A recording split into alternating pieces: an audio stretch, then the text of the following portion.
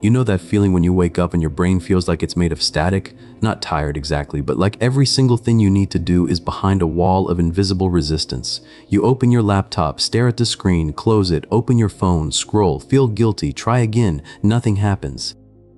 Here's what makes this different from regular exhaustion. You can't think your way out of it. You can't just push through. Because what you're experiencing isn't laziness, and it's not depression in the traditional sense, though it can look identical from the outside. It's ADHD burnout, and it's one of the most misunderstood experiences in the neurodivergent world. By the end of this video, you'll understand exactly what's happening in your brain during burnout, why traditional rest doesn't fix it, and most importantly, the specific science-backed strategies that actually work for ADHD brains. Not NT strategies repackaged, real solutions designed for how your nervous system actually operates. Here's something that might surprise you. Studies show that adults with ADHD are 3 to 5 times more likely to experience chronic burnout than neurotypical adults. Yet most doctors still don't screen for it. We're going to change that today. Quick question before we dive in. Where are you watching from? And have you experienced this wall of invisible resistance? Drop a comment. It helps more than you know, and I read every single one. Now let's get into this. Scenario 1. The professional Sarah's been a graphic designer for 7 years. Last month, she missed 3 client deadlines, not because she didn't care, but because opening the design file felt physically impossible. Her boss thinks she's checked out, her partner thinks she's depressed. But here's what's actually happening. She spent the previous 6 months masking so hard in meetings, forcing herself through task switching, and using every drop of executive function to appear normal that her nervous system just stopped.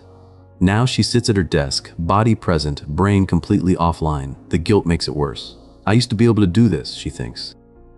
What's wrong with me? Scenario 2. The parent. Marcus has 2 kids under 5. He loves them desperately, but lately he forgets to pack their lunches, misses school pickups, and can't remember if he gave them dinner or just thought about giving them dinner. His spouse thinks he's being careless. The truth? He's been running on emergency mode for 2 years. Pandemic, job change, constant interruptions, and his working memory finally hit empty. Now simple tasks like put shoes on kids require the same mental effort as solving calculus. He's not neglecting his children. His brain's filing system has completely collapsed under sustained stress. Scenario 3. The creative Jasmine built a successful YouTube channel by hyper-focusing nights and weekends for 3 years. Last week, she couldn't edit a video she'd already filmed. The creative spark, the thing she's known her whole life, just vanished. She can't write, can't think of ideas, can't even imagine wanting to create. Her audience asks when the next video's coming. She stares at the comments and feels nothing. This isn't creative burnout where you need a break. This is ADHD burnout where your dopamine system has been strip-mined and there's nothing left to mine. Scenario 4. The student dev got straight A's through willpower and last-minute panic for 6 semesters. This semester, the panic doesn't work anymore. He sits in the library, syllabus open, and his brain just won't. Not won't like defiance, won't like a car that won't start. His friends think he's partying too much, his parents think he's lost motivation, but he's been compensating for undiagnosed ADHD for so long that his compensatory strategies have stopped compensating. The elastic snapped. Do any of these sound familiar? Because here's what connects all 4 scenarios, and this is critical to understand. None of these people are lazy. None of them suddenly lost their work ethic. What happened is their brain's regulation systems went from stressed to depleted to completely offline. And unlike neurotypical burnout, where rest and boundaries might help, ADHD burnout is fundamentally different because it's rooted in how your nervous system processes demand, reward, and recovery. Let me explain what's actually happening in your brain, because once you understand the mechanism, the solutions finally make sense. The neuroscience of running on empty. Here's the thesis that changes everything. ADHD burnout isn't about working too hard. It's about your brain's regulatory systems collapsing under sustained demand when they're already working with limited resources. Let me break that down. Point 1. Executive function. Your brain's conductor. Think of executive function as the conductor of an orchestra. In a neurotypical brain, the conductor has clear sheet music, a solid baton, and musicians who generally follow along. In an ADHD brain, the conductor has smudged sheet music, the baton keeps disappearing, and half the musicians are playing different songs. Now imagine that conductor having to perform 12 hours a day, every day, for months. Eventually, the conductor just walks off stage. That's ADHD burnout. Specifically, your prefrontal cortex, the part responsible for planning, decision-making, and impulse control, requires enormous amounts of glucose and oxygen to function. When you're constantly forcing it to do things it's not naturally equipped for, like sustained attention on boring tasks or remembering 3 things while doing a 4th, you're not just tired, you're metabolically depleted at a cellular level. Research from Dr. Russell Barkley shows that ADHD brains have reduced activity in the prefrontal cortex even at baseline. So you're starting with less, burning through it faster, and then asking yourself why you can't just focus. Point 2. Dopamine dysregulation. The thermostat problem. Your brain uses dopamine like a thermostat uses temperature readings to regulate motivation, reward, and initiation of action. In neurotypical brains, the thermostat works pretty reliably. You think I should do the dishes. Your brain releases a small dopamine hit at the thought of completion, and you do the dishes. In ADHD brains, the thermostat is broken, not gone broken. Sometimes it overheats hyperfocus. Sometimes it reads 0 when it should read 70, task initiation paralysis. And sometimes it just stops reading altogether. During ADHD burnout, here's what happens. You've been forcing your brain to generate dopamine for tasks that don't naturally produce it. Administrative work, boring but necessary tasks, social masking. Your brain's dopamine production system gets exhausted. The receptors become less sensitive. You develop what researchers call reward deficiency syndrome. Now, even things that used to spark joy, hobbies, creative work, time with friends, produce nothing. Your brain's reward system has gone into conservation mode. It's not depression causing anhedonia, it's neurochemical depletion. Point 3. Working memory. The sticky note. Disaster. Imagine your working memory is a desk with 7 sticky notes. That's about how many pieces of information an average person can hold actively in mind. ADHD brains typically have 4 or 5 sticky notes, and they're constantly blowing away in a mental breeze. During normal stress, you compensate. You write more notes, you check your phone, you ask people to repeat things.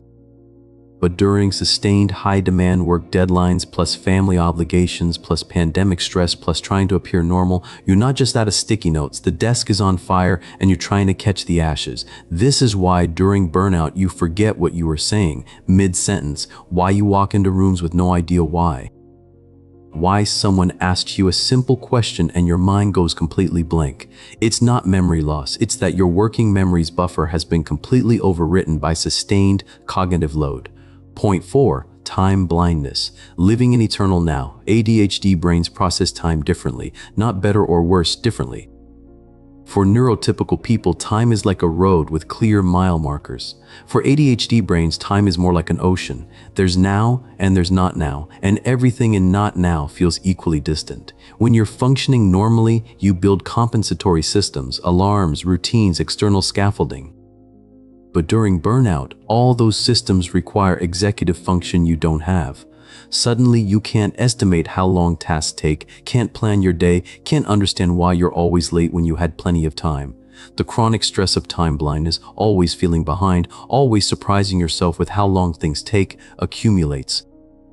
Your nervous system never fully relaxes because you can't predict your own temporal existence. Point 5. The masking tax. Here's the part most people don't talk about. If you're an adult with ADHD, you probably spent decades learning to mask. You've developed elaborate systems to appear organized, remember social rules, suppress stimming, and hide your struggles.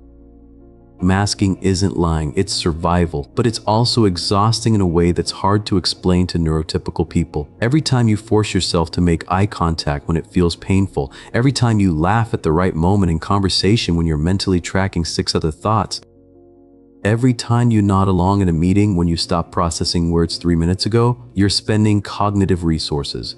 Dr. Devin Price's research on autistic and ADHD masking shows that chronic masking leads to identity confusion, anxiety, and burnout, specifically because you're constantly running background processes that neurotypical people don't have to run. During ADHD burnout, your masking system crashes. You can't pretend anymore. You can't force the performance, and suddenly everyone thinks you've changed when really you've just run out of the energy to hide. Point 6. The burnout cycle. Why it keeps happening. Here's the pattern I see over and over. Phase 1. You're managing.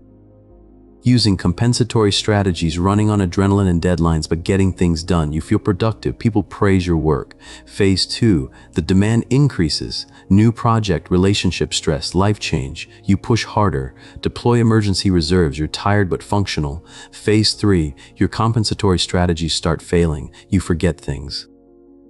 Miss deadlines, feel foggy, but you think, I just need to try harder, so you, phase 4, try harder, which depletes you faster, which makes everything harder, which makes you try harder. The cycle accelerates. Phase 5, full collapse. Nothing works. You can't think, can't function, can't imagine functioning. This is ADHD burnout. The cruel part, rest alone won't fix it. Because you're not just tired, you're systemically depleted. Your nervous system needs specific interventions designed for how ADHD brains actually recover. Which brings us to the myths that keep people stuck. Myth number 1, it's just laziness. Let's be extremely clear about this. Laziness is choosing rest when you could work. Burnout is your brain physically unable to work despite desperately wanting to. The distinction matters because if you believe you're lazy, you'll try to push harder, which makes burnout worse. Real example, I talked to a programmer who spent 3 months unable to code. He'd open his IDE, stare at the screen for hours, close it, feeling like garbage. His manager called him unmotivated, but brain scans of people in ADHD burnout show reduced activity in the dorsolateral prefrontal cortex, the exact region needed for complex problem solving. His brain wasn't refusing to work. It literally couldn't generate the activation energy to initiate coding tasks. Myth number 2, you focus fine on things you like. This one's particularly insidious because it's partly true and completely misunderstood. Yes, ADHD brains can hyperfocus on interesting tasks, but that's not proof you can focus on anything if you really try. It's proof that your dopamine system works differently. When something is inherently interesting, novel, or urgent, it produces enough dopamine to override your executive dysfunction. When something is boring but necessary, taxes, administrative work, routine maintenance, it doesn't. You're not choosing to focus on fun things and avoid boring things. Your brain literally cannot generate the neurochemical activation for low dopamine tasks when you're already depleted. Counterargument, I hear, but neurotypical people also prefer interesting tasks. True. But neurotypical people can access discipline and willpower to do boring tasks.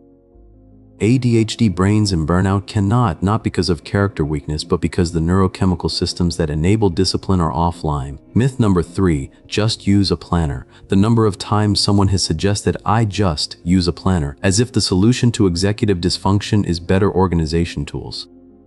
Here's why this fails. Using a planner requires executive function. You need working memory to remember to check it, task initiation to fill it out, and time management to plan realistically. During burnout, all 3 of those are compromised. So you buy the planner, feel motivated for 2 days, then never open it again. Then you feel like a failure for not using the planner, which increases stress, which deepens burnout. The tool becomes another source of shame. Myth number 4, everyone gets burned out. Sometimes. Yes, neurotypical people experience burnout. But ADHD burnout has specific features. It's deeper, affecting basic functioning, not just work satisfaction, longer lasting months or years, not weeks, and harder to recover from because the underlying executive function deficits remain. A neurotypical person experiencing burnout might take a vacation, set better boundaries, and bounce back. An ADHD person needs to rebuild their entire cognitive scaffolding system while that system is collapsed. It's like trying to repair a plane while it's falling. Myth number 5, medication will fix it. Medication can be incredibly helpful for ADHD, but during burnout, it often stops working as well or makes things worse. Why? Because if you're systemically depleted, stimulants just push a depleted system harder. It's like flooring the gas pedal when your tank is empty. You might get a brief surge, then nothing. Recovery from ADHD burnout requires addressing the depletion first, then reintroducing structure and support. Medication is part of the solution, not the whole solution. Now that we've cleared the myths, let's talk about what actually works. These aren't generic wellness tips. These are specific, neurobiologically informed strategies designed for how ADHD brains recover from burnout. Strategy 1, energy-based planning. Instead of time-based planning, why this matters, traditional productivity advice tells you to schedule your day in time blocks. But ADHD brains don't run on time, they run on interest, urgency, and available mental energy. During burnout, your energy is the limiting factor, not your time. Why neurotypical approaches fail? Time blocking assumes consistent energy throughout the day. It assumes you can do a hard task at 2 p.m. because you scheduled it for 2 p.m. For ADHD brains and burnout, your energy fluctuates wildly, sometimes hour by hour, and doesn't respond to scheduling. The ADHD optimized approach: track your energy, not your time. For 1 week, note when you feel most mentally clear, not productive clear. Most people discover 1 or 2 specific windows, often mid-morning or late evening. These are your cognitive golden hours. During these windows, do your hardest, most important tasks first. Not urgent tasks, important tasks. Everything else gets scheduled for lower energy times or eliminated entirely. Here's a real example. Maya, a marketing consultant in burnout, discovered her clarity window was 5,000 and 1,000 and 7,000 and 1,080 a.m. She stopped trying to work a normal 9-5 and instead front-loaded her client work in those 2 hours. The rest of her day? Admin, emails, easy tasks. She went from finishing 2 projects a month to 7, not by working more hours, but by aligning her hardest work with her actual energy patterns. Step-by-step implementation. First, set a phone alarm for 5 random times daily. When it goes off, rate your mental clarity. 1. Do this for 7 days. Look for patterns. 2nd, identify your 1 highest impact task each day. This is the task that moves your life forward most. 3rd, schedule that task during your highest energy window. Protect this time fiercely. No meetings, no quick questions, no emails. 4th, accept that lower energy times are for maintenance, not creation. Answer emails, do laundry, return calls. Stop expecting yourself to do deep work when your brain is in low power mode. Common pitfall: trying to expand your high energy window. Don't. If you have 2 good hours, use them wisely and stop trying to manufacture 8 good hours through sheer willpower. Immediate action. Right now, think about yesterday. When did you feel most mentally clear, even if just for 30 minutes? That's your starting data point. Strategy 2. Environmental design for zero friction function. Why this matters? Your environment either supports or sabotages your executive function. During burnout, you have no extra cognitive resources to overcome environmental friction. A task that's 10% harder is actually 100% less likely to happen. Why neurotypical approaches fail? Standard advice says, just put things away or keep your space organized. But organization requires the exact executive functions that burnout has taken offline. You need systems that work even when your brain doesn't. The ADHD optimized approach: design your physical environment so the right action is the easiest action, not through willpower, but through physics. Real-world example: Jason struggled to take his medication consistently. Traditional advice: set a reminder. But he'd see the reminder, think, I'll do it after I finish this, and forget. His solution? He put his medication bottle inside his coffee mug in the cabinet. Now he physically cannot make morning coffee without moving his pills. The pills go in his hand goes to his mouth, done. Zero executive function required. Here's the principle: reduce steps between intention and action. Every additional step is an opportunity for your ADHD brain to get distracted or forget. Step-by-step implementation. First, identify your 3 most important daily behaviors, the ones that keep your life functional. Maybe it's taking medication, eating meals, and responding to urgent messages. Second, map the current friction points. How many steps between thinking I should do this and actually doing it? If it's more than 2, you need to redesign. Third, use strategic placement. Put things where you'll need them, not where they belong. Toothbrush by your coffee maker if you forget to brush your teeth.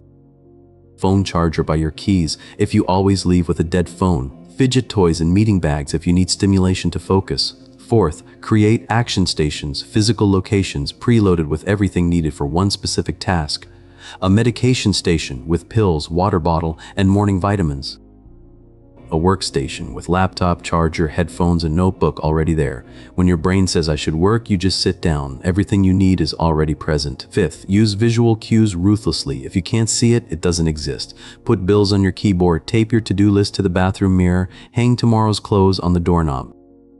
Your future overwhelmed self will thank your present self. Common pitfall: trying to maintain an aesthetic space that looks good but doesn't work for your brain. Neurotypical organization systems prioritize appearance. ADHD-friendly systems prioritize function. Choose function, immediate action. Right now, think of one thing you consistently forget to do. Where could you physically place that thing so you'll trip over it at the right moment? Strategy 3. The 2-minute warm-up protocol. Why this matters: task initiation, going from thinking about doing to actually doing, is one of the hardest things for ADHD brains. During burnout, the activation energy required to start feels infinite. You need a neurobiological on-ramp. Why neurotypical approaches fail: standard advice says, just start or break it into smaller steps. But the problem isn't the size of the task, it's that your brain can't generate the initial spark to begin anything. The ADHD-optimized approach tricks your brain into starting by making the first action absurdly easy and time-limited. Not work on the project, that's too big. Open the file for 2 minutes. That's it, you can stop after 2 minutes. Here's the neuroscience: your brain resists open-ended commitments because it can't calculate the dopamine payoff. Work on project could mean hours of suffering, but 2 minutes has a clear endpoint. Your brain can handle 2 minutes of anything. Real-world example: Tanya couldn't write her thesis for 4 months. Every time she thought about it, her nervous system screamed, "No." Her therapist suggested, just open the document for 2 minutes, read 1 paragraph, then close it. First day, she opened it, read 1 paragraph, closed it, felt proud instead of guilty. Second day, same thing. By day 5, she opened it, read 1 paragraph, then thought, I guess I could fix this typo, and edited for 20 minutes. The 2-minute promise gave her brain permission to engage without commitment. Step-by-step implementation: first, choose 1 task you've been avoiding. The bigger and scarier, the better. Second, identify the absolute tiniest possible first action. Not clean the kitchen, that's too big. Put 1 dish in the dishwasher. Not respond to emails. Open inbox for 2 minutes, no requirement to reply. Third, set a timer for exactly 2 minutes. This is critical. You're not trying to complete the task, you're trying to activate the neural pathway for starting. Fourth, do only the tiny action. When the timer goes off, celebrate that you did it and give yourself permission to stop. Most of the time, you'll keep going because starting was the hard part. But if you stop, that's still a win. You practice the skill of initiating. Fifth, repeat daily. You're not building the habit of doing the task, you're building the habit of starting. After 2 weeks, your brain learns starting doesn't mean hours of suffering. Starting means 2 manageable minutes. Common pitfall: turning this into a productivity hack. I'll use the 2 minutes to trick myself into working all day. No, your brain will learn the trick and resist again. Honor the 2-minute limit. Build trust with yourself. Immediate action. Pick 1 avoided task right now. Set a 2-minute timer. Do the smallest possible first step. When the timer ends, stop and notice how you feel. That's data. Strategy 4. Dopamine menu. Your neural emergency kit. Why this matters: during burnout, your brain's dopamine system is depleted. You need to actively replenish it.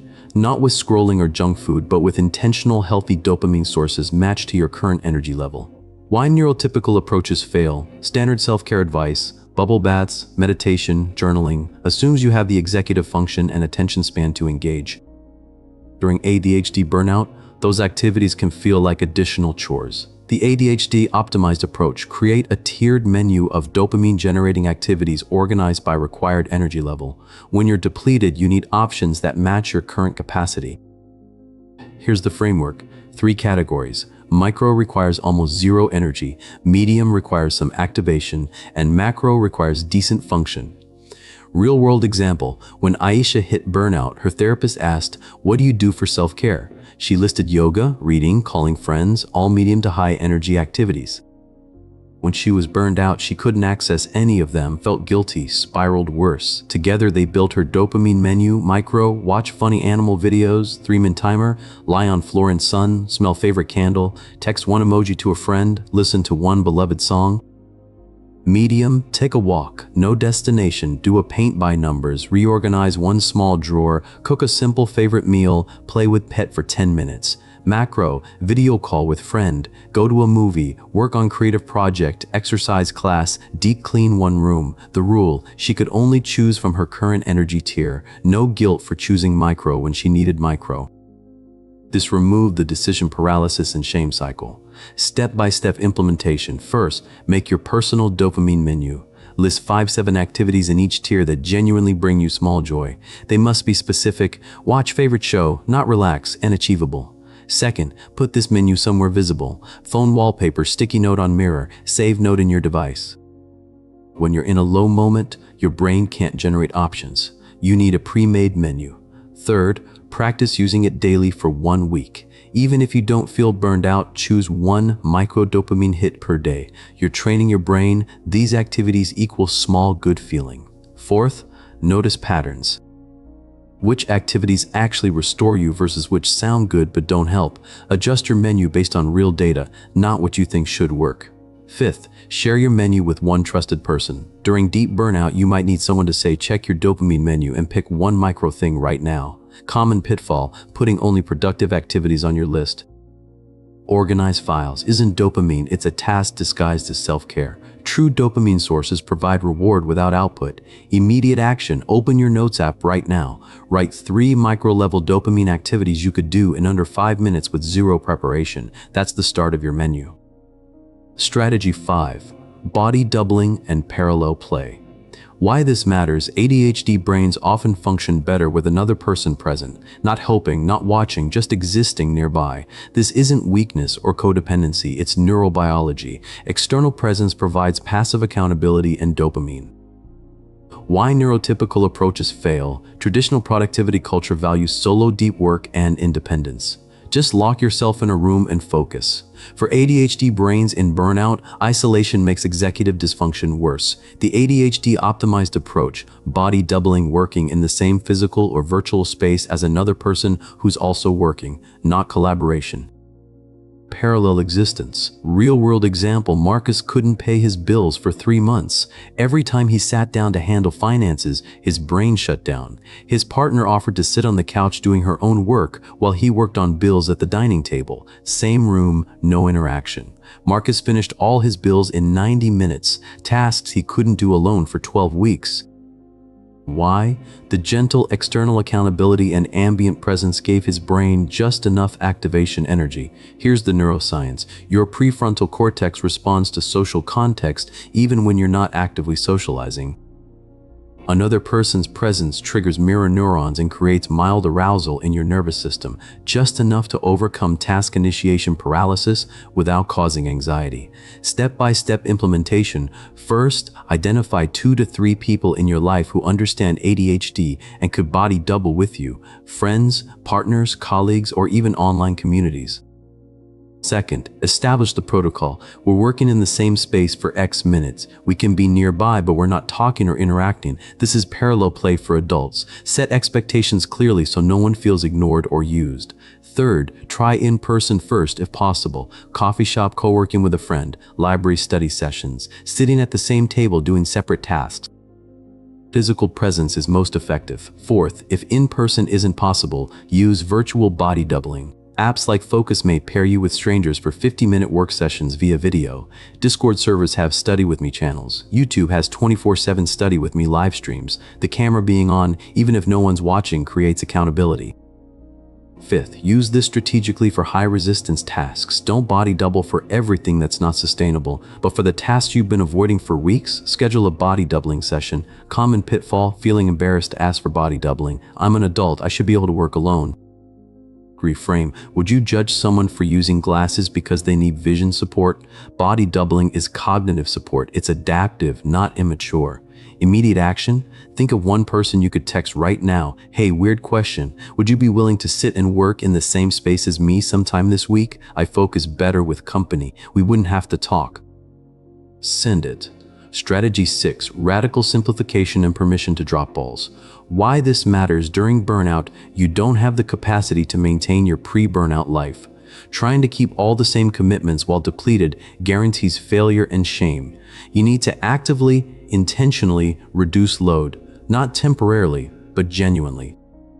Why neurotypical approaches fail? Productivity culture says, optimize your systems or delegate better. But those solutions require executive function. During burnout, you need to eliminate, not optimize. The ADHD optimized approach: triage your life like an emergency room. What actually needs to happen for survival and basic function? Everything else is optional until you recover. Real-world example, when Dev hit academic burnout, he was taking 5 classes, working part-time, leading a club, and trying to maintain a social life. His therapist asked, if you could only do 3 things this semester and everything else disappeared, what 3 things would keep your life from falling apart? His answer, pass 2 required classes, keep his job for rent money, and sleep. That's it. He dropped the other 3 classes, quit the club, stopped saying yes to social events. It felt like failure. But he passed those 2 classes, the first classes he passed in a year. By reducing load to match capacity, he stopped the failure. Shame burnout spiral. Here's the hard truth. You cannot do everything right now. You can do a few things adequately, or you can do many things terribly while hating yourself. Choose the former. Step-by-step implementation. First, list everything you're currently trying to maintain. Include work responsibilities, household tasks, social commitments, personal projects, self-care activities, relationships, everything. Second, use the survival triage method. Mark each item. Critical life falls apart without this. Important life gets harder without this, or optional would be nice but not necessary. Third, look at your optional list. Here's your new rule for the next 3 months. You're not doing optional things at all. Not when you have time, never. Those are off the table during recovery. Fourth, look at your important list. Which of these can you do badly or irregularly? Maybe you can't deep clean your house weekly, but you can do a 10-minute surface tidy. Maybe you can't call friends weekly, but you can text once a month. Lower the standard dramatically. Fifth, protect your critical list fiercely. These are your non-negotiables. Everything else is negotiable. Here's what this looks like in practice. Critical. Take medication, eat something daily, go to work, school, pay rent. Important, shower regularly, respond to urgent messages within 48 hours, do laundry when you're out of clothes. Optional, social events, hobbies, elaborate cooking, most cleaning, non-urgent projects. Should, commitments. Common pitfall, thinking this is permanent. It's not. This is crisis mode. When you recover capacity, you can add things back, but trying to maintain full capacity during zero capacity is how burnout becomes chronic. Immediate action. Open a note right now. Write 3 things that are truly critical, non-negotiable for basic survival. Everything else is secondary. Let yourself feel the relief of that clarity. Strategy 7, sleep architecture and nervous system regulation. Why this matters. ADHD brains already struggle with sleep regulation, difficulty falling asleep, staying asleep, and waking rested. During burnout, this gets worse because your nervous system is stuck in threat mode. Without addressing sleep, everything else stays broken. Why neurotypical approaches fail. Standard sleep hygiene, consistent bedtime, dark room, no screens, assumes your nervous system can down-regulate on command. ADHD brains in burnout can't. You need active nervous system regulation. The ADHD optimized approach treats sleep preparation as nervous system downregulation, not just going to bed. You're actively signaling to your brain, threat time is over, recovery time begins. Real-world example, Jasmine couldn't fall asleep before 3 a.m. for 6 months. She'd lie in bed, mind racing, body wired. Every sleep hygiene tip failed. Finally, her doctor suggested a 90-minute wind-down protocol. 8,003 p.m., hot shower with dim lights. Temperature change signals sleep. 9,000 p.m., gentle movement, stretching, slow walking helps discharge nervous system activation. 9,020 p.m., boring, passive activity in low light, audiobook at 8x speed, coloring book. 10,000 p.m., progressive muscle relaxation in bed, tense and release each muscle group. 10,015 p.m., eyes closed, no expectation of sleep, just rest. First week, she still didn't sleep great, but by week 3, her body learned the pattern. By week 5, she was asleep by 10,045 most nights, not because she tried harder, because she trained her nervous system to recognize the sleep sequence. Step-by-step implementation. First, accept that you probably need more wind-down time than neurotypical people. Plan for 60-90 minutes between active day and attempting sleep. Second, create a sensory wind-down sequence. Dim lights progressively, bright my, medium my, low my, very low, lower noise levels, drop room temperature slightly. These environmental cues signal your circadian system. Third, include bilateral stimulation if your mind races. Slow walking, tapping alternating knees, listening to binaural beats. This activates both brain hemispheres and reduces rumination. Fourth, use strategic boredom. Your brain needs to be occupied just enough to not spiral, but bored enough to want sleep. Audiobooks of familiar stories at slow speed, adult coloring books, watching slow TV trains, aquariums, nature cams. Fifth, reframe what counts as sleep success. If you rest in bed for 8 hours but only sleep 6, that's still recovery. Your nervous system repairs during quiet rest, not just sleep. Remove the performance pressure from sleeping. Common pitfall: giving up after 3 days. Nervous system retraining takes 3 to 4 weeks minimum. Your brain needs to learn the pattern through repetition. Immediate action: tonight, try one element of wind down protocol, just one. Dim your lights 60 minutes before bed. That's it. Notice how your body responds. Build from there.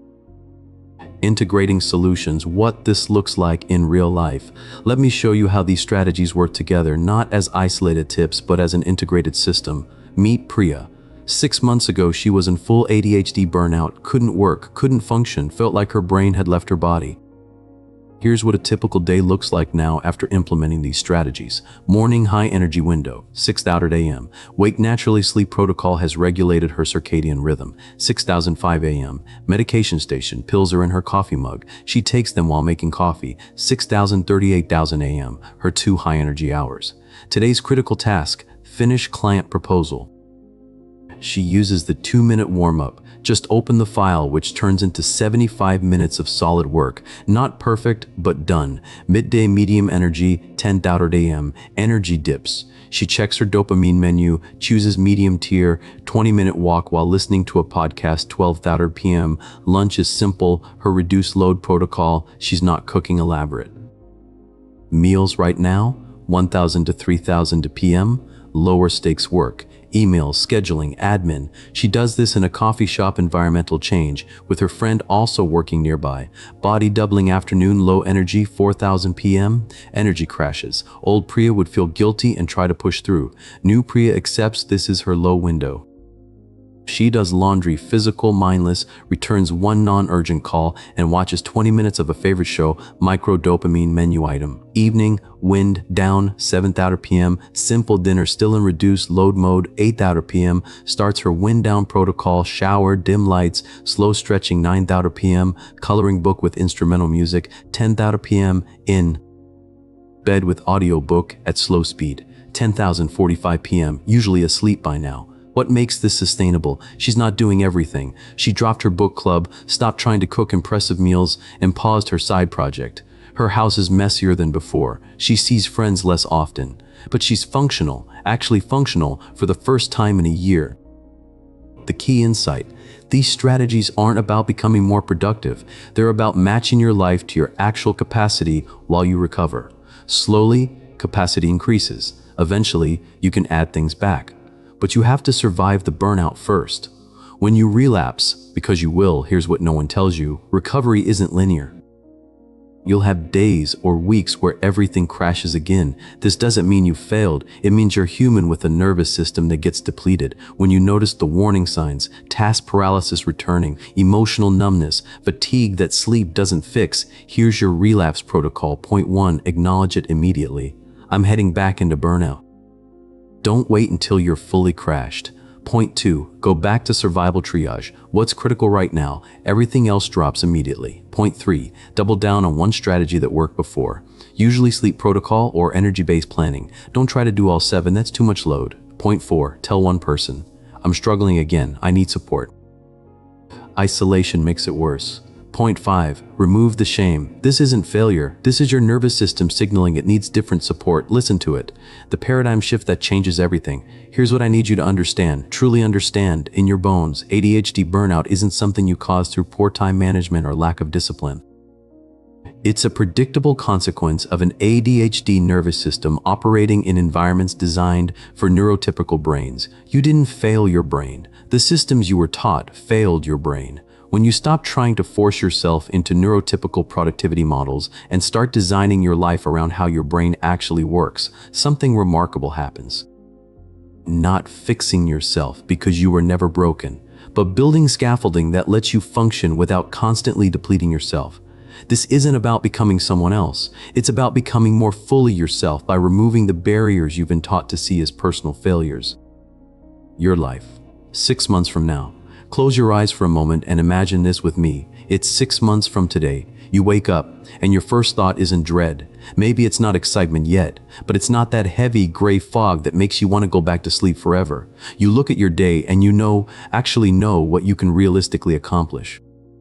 Not what you should accomplish or what someone else could accomplish. What you, with your specific brain, can do today. And that's enough. When you sit down to work, tasks don't feel like climbing mountains with broken legs. They feel like tasks, hard sometimes, sure, but doable. Your brain cooperates more often than it fights you. You can remember things without constant panic. You can start tasks without 3 hours of avoidance. You can be present in conversations because your nervous system isn't constantly screaming in the background. You still have hard days. But hard days are hard days, not "I'm fundamentally broken and always will be" days. You've stopped apologizing for your brain. You've stopped comparing yourself to people whose brains work differently than yours. You've built a life that works for you, not a life that looks impressive but feels like constant drowning. You can access joy again. Small things, sunlight through windows, a good meal, your favorite song, they create feeling instead of nothing. Your reward system has come back online. People notice you're different, but they can't quite name how. You seem more solid, more present, more like yourself than you've been in years. This isn't fantasy. This is what recovery looks like when you stop fighting your brain and start working with it, and it's available to you. One more thing, before you go, if you've watched this far, I need you to know something. The fact that you're here, learning about your brain, trying to understand instead of just suffering, that's already evidence of your resilience. That's already you fighting for yourself. ADHD burnout is one of the loneliest experiences because it's invisible. People can't see your executive function collapsing. They can't see your dopamine depletion. They just see someone who used to be productive and now isn't trying. But I see you. The thousands of people in this community see you. You're not lazy. You're not broken. You're not making it up. Your struggle is real. Your brain works differently, and you deserve support that actually matches how your nervous system functions. This video exists because I've been where you are. This community exists because we all have, and we're all still here, still learning, still building lives that work for our brains instead of against them. If this resonated with you, if you felt understood, even for a moment, do me a favor, subscribe to this channel. Not just for more videos, though there will be more, but because clicking that button is you saying, I'm part of a community that gets it, I'm not alone in this. And here's what I really need from you. Leave a comment sharing just one thing. Either which strategy you're going to try first, one sign of burnout you recognized in yourself, where you're watching from and how long you've been struggling, or just, I'm here and I needed this. Those comments become lifelines for other people watching who feel alone. Your comment might be exactly what someone needs to read to feel less isolated. That's how we build community, one honest moment at a time. If you're in crisis right now and need immediate support, I've linked resources in the description: crisis lines, ADHD coaches, support communities. Please use them. You don't have to do this alone. Next week's video is about ADHD and rejection sensitivity dysphoria, that crushing emotional pain when you perceive criticism or rejection. If that's something you struggle with, hit the notification bell so you don't miss it. Thank you for being here. Thank you for trusting me with your time and attention. Thank you for fighting for yourself even when it feels impossible.